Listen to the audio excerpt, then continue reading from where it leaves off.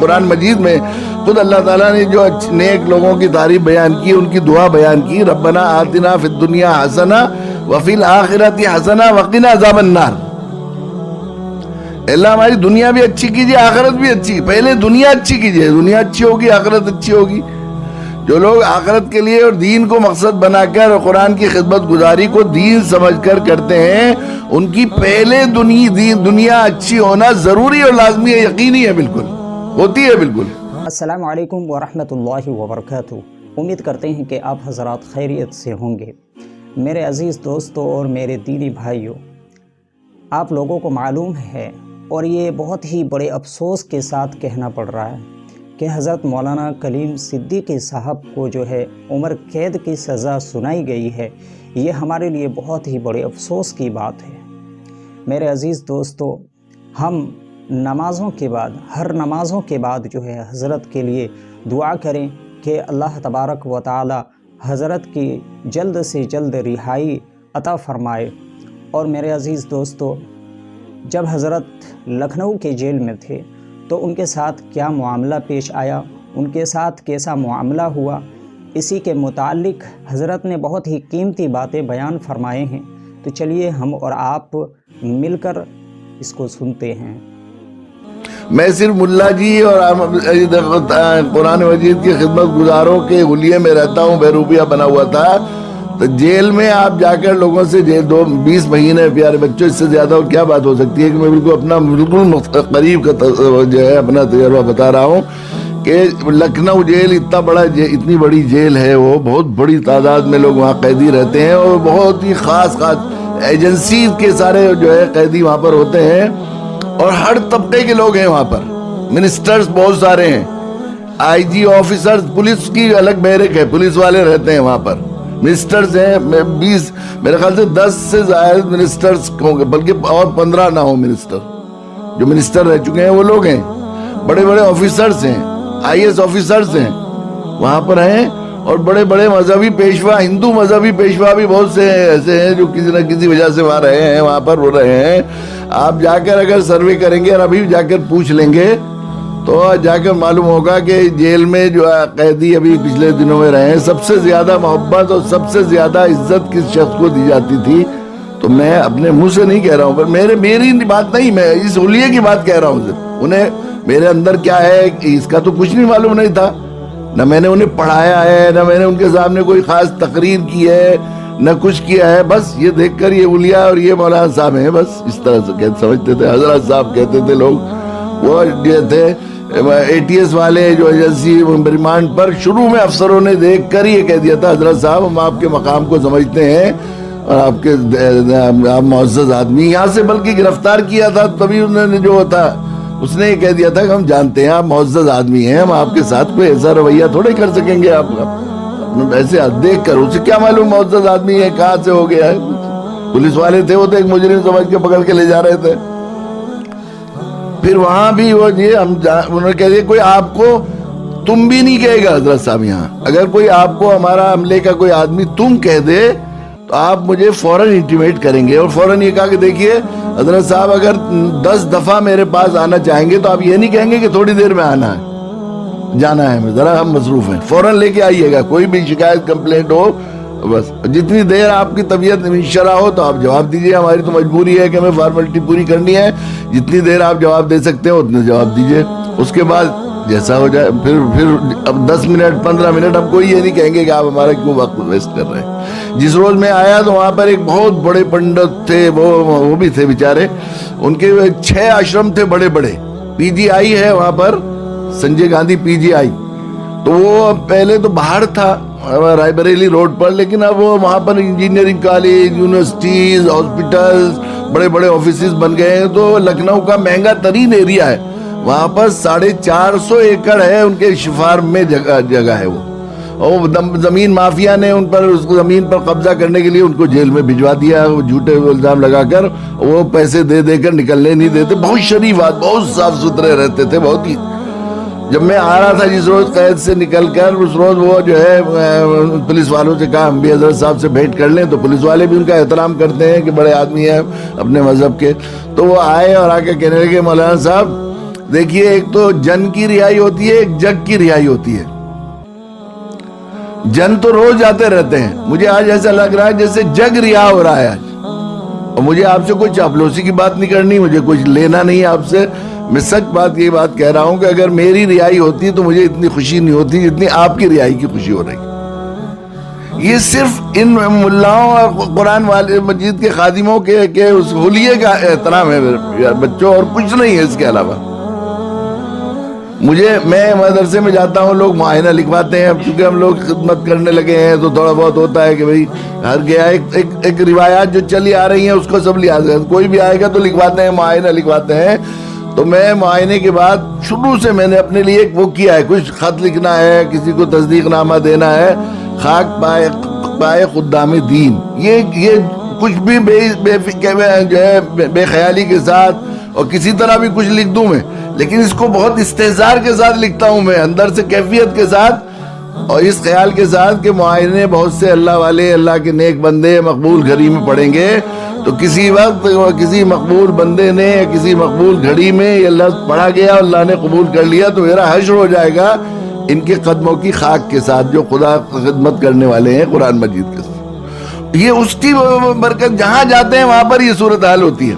آپ یہ سمجھتے ہیں, لوگ سمجھتے ہیں کہ دنیا کے اعتبار سے یہ لوگ, چلو بھئی یہ تو عام طور پر یہ سمجھا جاتا ہے, اور یہ شیطان بہکاتا بھی ہے انسان کو دین سے دور رکھنے کے لیے, کہ دین کا مطلب یہ ہے کہ اس دنیا میں بھوکا رہیں گے, فقر فقال رہیں گے, بالکل پریشان رہیں گے, مستقل جو ہے ایسی صورتحال ہوگی. ایسا نہیں ہے. دین نے تو اللہ کے نبی صلی اللہ قرآن مجید میں خود اللہ تعالیٰ نے جو نیک لوگوں کی تعریف بیان کی, ان کی دعا بیان کی, ربنا آتنا فی الدنیا حسنہ وفی الآخرۃ حسنہ وقنا عذاب النار.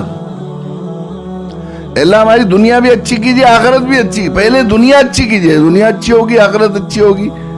جو لوگ آخرت کے لیے اور دین کو مقصد بنا کر اور قرآن کی خدمت گزاری کو دین سمجھ کر کرتے ہیں, ان کی پہلے دنیا اچھی ہونا ضروری اور لازمی ہے, یقینی ہے, بالکل ہوتی ہے بالکل.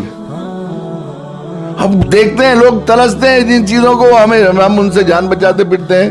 وہ بقول کسی ہمارے کرم فرماتے مولانا قاری امیر اللہ صاحب کہ دنیا کے لوگوں کو اس کی فکر رہتی ہے کہ کہاں سے کھائیں گے, اور ہم ملاؤں کو اور دین کے قرآن کی خدمت گزاروں کو یہ فکر ہوتی ہے کہ کہاں کھائیں گے, کہاں چھوڑیں گے, کس سے معذرت کریں گے. یہی رہتا ہے روز.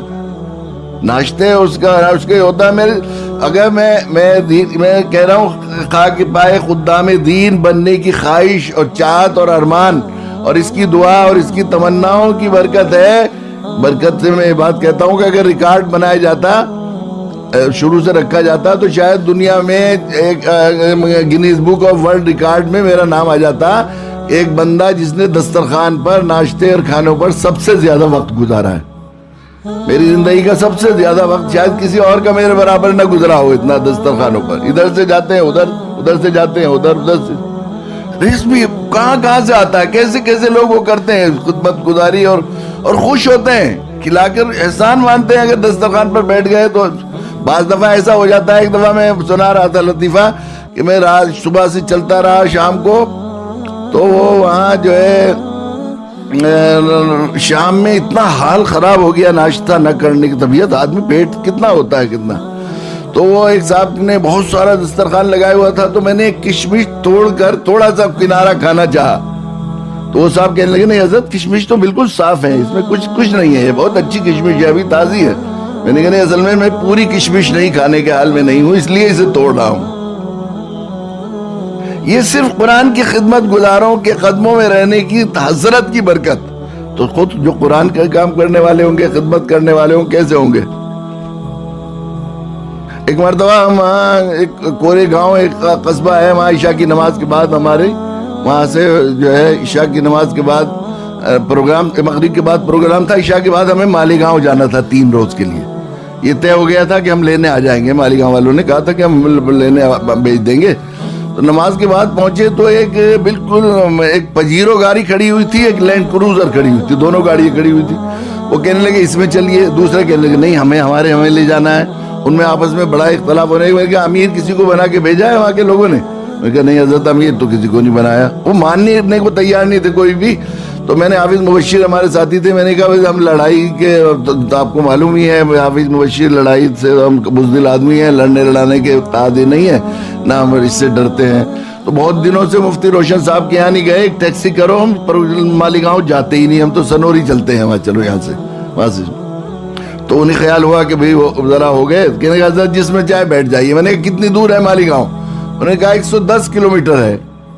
تو 55 کلومیٹر کہاں بیٹھتا ہے کہ فلاں دریا کا پل ہے, صحیح 55 کلومیٹر. میں نے کہا 55 کلومیٹر ایک میں بیٹھ جائے, اور 55 کلومیٹر ایک میں, کہ ہاں جی ہاں, وہ خوش ہو گئے, چلو دونوں میں ہو جائے گا. تو اب یہ ہوا کہ مالیگاؤں کون لے جائے گا؟ اصل تو اس کا اعزاز ہوگا جو مالیگاؤں لے جائے گا. تو میں نے کہا اس کے لیے قرعہ ڈالنے, تو قرعہ ڈال لیا. اب میں پہلی گاڑی میں بیٹھا تو انہوں نے بتانا شروع کیا, حضرت آپ کو لگ تو رہا ہوگا اچھا, مگر وہ مالک صاحب ڈرائیور تھے, ان کا بیٹا ساتھ میں تھا, وہ کہ وہ ہمارے حضرت ان کے ابا جی حاجی صاحب, انہوں نے 1 مہینہ 3 دن پہلے گاڑی نکلوائی تھی, اور خود بیٹھ کے نہیں آئے تھے, بلکہ ایک ڈرائیور کے ساتھ آئے تھے, اور کہا تھا کہ حضرت آنے والے ہیں, وہی بیٹھیں گے سب سے پہلے گاڑی میں. اسی طرح کھڑی ہوئی تھی ہے کہ اس کا افتتاح کریں گے آپ. پھر ہم آگے جب دوسرے والے گاڑی میں بیٹھے تو انہوں نے بتایا پجیروں کے بارے میں کہ 21 دن سے کھڑی ہوئی تھی گاڑی, نہیں بیٹھے نہیں تھے وہ. گاڑی جب آتی ہے تو کتنا چارم ہوتا ہے گھر والوں کو, ابھی چلتے ہیں کہیں گھومنے, نئی گاڑی آئی ہے, اتنی ایسی وی آئی پی گاڑیاں تھی, دونوں بیٹھی تھی, وہ انتظار میں بیٹھے ہوئے. تو کوئی ہمیں اپنی گاڑی میں بٹھا لے, تو ہم اس کا احسان مانتے ہیں. عام طور پر لوگوں کا, زیادہ تر میکسیمم یہ دنیا کام کرنے والے اچھے لوگوں کا, خاصے لوگ, درمیانی درجے کے لوگ, کوئی گاڑی میں اپنی بٹھا لے تو احسان سمجھتے ہیں. اور یہ قرآن کے خدمت گزاروں کی خاک میں بننے کی خواہش کرنے والے کے ساتھ اللہ کے یہاں یہ اعزاز کہ لوگ 1 مہینہ 3 دن اور 21 دن تک نئی گاڑی کھڑی رکھیں کہ وہ سب سے پہلے وہ بیٹھیں گے. بلکہ لطیفہ یہاں تک بھی ہوا کہ ایک مولانا نے ایک گھر بنایا تھا, اسی میں ہمارا قیام تھا. تو جاتے بڑی دلچسپ ہے لطیفہ ہے کہ وہ مولانا کہنے لگے کہ حضرت, وہ سب لوگ کہنے لگے حضرت ضرورت سے فارغ ہو لیجیے. میں نے کہا مجھے ضرورت نہیں, کہ نہیں حضرت ہو لیجیے فارغ. تو میں نے سوچا کہ کیوں اتنا فارغ ہونے کا کہہ رہے کہ یہ مکان بنا ہے تو اس کے ٹوائلٹ کا بھی افتتاح نہیں ہوا ابھی. یہ میں پیارے بچوں میں اس لیے بتا رہا ہوں یہ بات کہ ذرا اپنے دل میں اپنے مقام کی پہچان. مجھے معلوم ہے کہ میں قرآن پڑھا نہیں سکتا, میں پڑھا لکھا ہوں نہیں کچھ بھی, تو میں کیسے پڑھاؤں گا؟ تو میں اتنا تو کر سکتا ہوں کہ قرآن کی خدمت گزاروں کے قدموں میں بیٹھ جاؤں, ان کی خاک کو آنکھوں سے لگاؤں, اور ان سے محبت کروں, ان سے عقیدت کرنے والوں میں میرا شمار ہو جائے. اس جذبے کی کا ہے یہ قدر, اور کسی چیز کی نہیں ہے. ماشاءاللہ, حضرت نے بہت ہی قیمتی باتیں بیان فرمائی ہے, ہم لوگوں نے مل کر سنا. بے شک جو ہے قرآن کی خدمت گزاروں کا مرتبہ بہت اونچا ہے, ہمیں جو ہے اپنے مرتبے کو پہچاننا چاہیے.